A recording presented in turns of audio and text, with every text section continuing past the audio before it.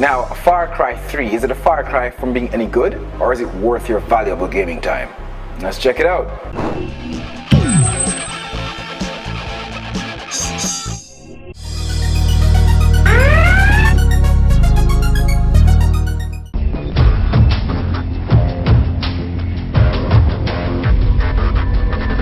Far Cry 3, this year is just filled with surprises for me. Now let me just say, I don't have a whole lot of experience with Far Cry games. I played Instincts for the original Xbox, which in my opinion was an okay game. Didn't love it, and something tells me that this game wasn't the best first experience I could have with the franchise. Then I played Far Cry 2. Now, while I'm sure many gamers breezed through it, I found this game downright unplayable. And the multiplayer was nothing to write home about either. But Far Cry 3, Ubisoft, you guys hit the nail on the head and the ball out of the park with this one.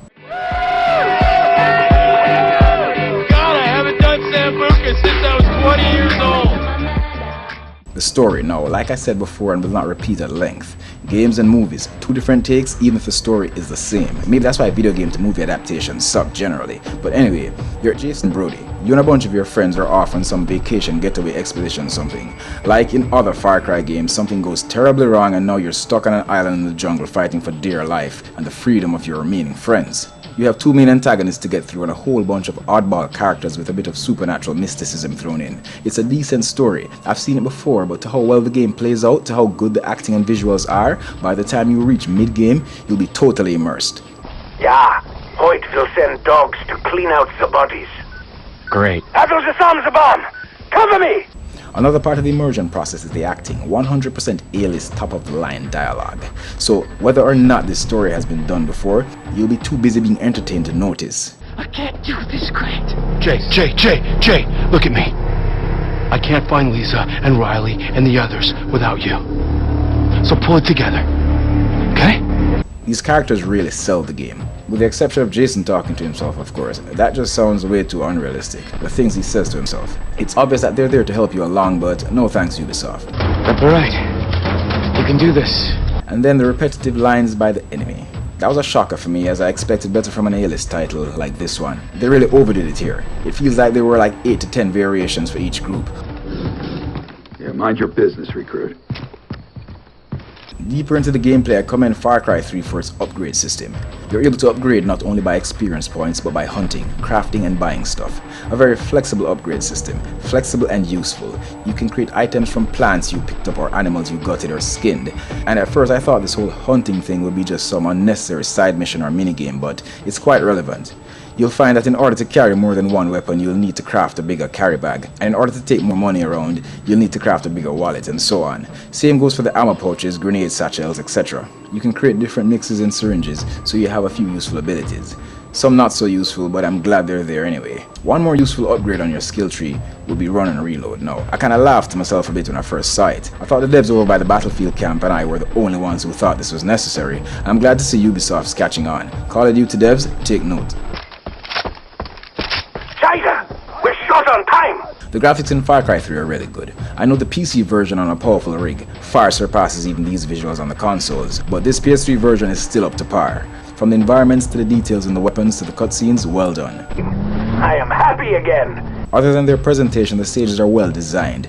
None that would be a chore to replay if necessary. The duration and objectives are well thought out and not designed to bore the gamer to death. I was never in a stage where I was left thinking, when will this be over? Or is it really necessary? All, or at least most of the missions were well tied into the story. Things got a bit weird with that whole knife thing, but whatever. From my experiences, the overtop supernatural moments in Far Cry are synonymous. The weapons are very effective, and at the start of the game you have one almost useless weapon, but by mid-game, after sampling a few, you look forward to crafting that holster that allows you to carry 4. The weapons do get the job done, and I'm particularly impressed with the shotgun. Always my weapon of choice for close quarters, but noticeably highly effective even at medium range. The multiplayer works well enough. I haven't gone too deep into it, but from what I've seen it's filled with the usual suspects. Nothing that'll draw you away from Black Ops 2, but still worth a shot. The visuals are pretty bad though. I found that to be a problem in spotting enemies in titles like Warfighter. We have a bit of that here as well.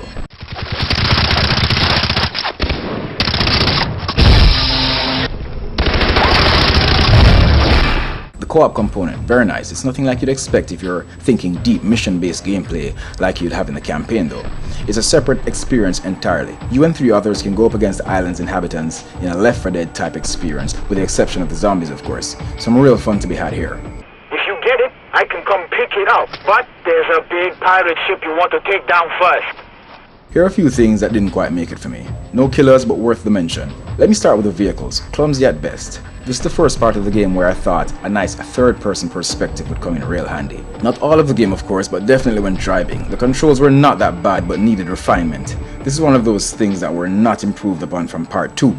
Then with a game that emphasizes so much on stealth, why can't you go prone? Many times I felt the need to lay flat in the bushes and couldn't. That is crazy. And why is it such a chore to drag a body? First thing, this ability is presented as an upgrade.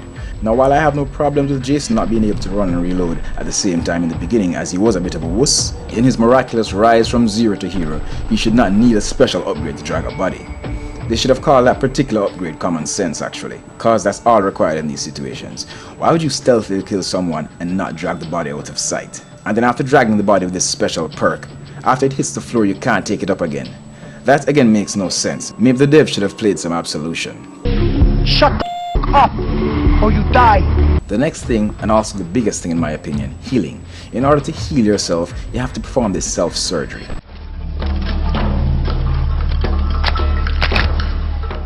I look at this 2 ways. 1. The devs thought the regular style of healing in video games today is unrealistic. That laying low behind cover and taking a few deep breaths is ridiculous. And 2. This Far Cry way where you watch your player set a bone back in place or pull a bullet from his arm just looks cooler and fresh. Well, here's my rebuttal. Nonsense. First point, neither way is realistic. Sometimes a snake bites Jason and I see him plucking a bullet out from his arm. And secondly, I agree it looks cool, yes, the first dozen or so times he does it. But then how many times have you died while playing Far Cry 3 because Jason was taking forever to dress his wounds?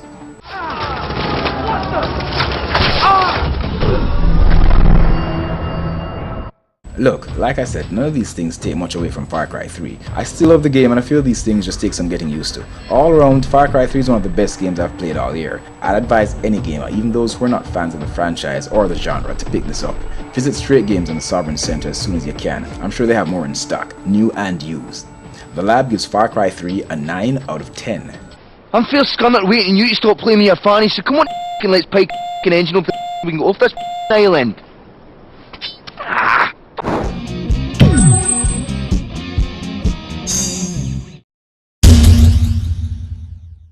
Stick around, in the lab we take a look at a Wii game this time. We also preview Splinter Cell Blacklist and speak with the guys responsible for the Mash the Button tournament.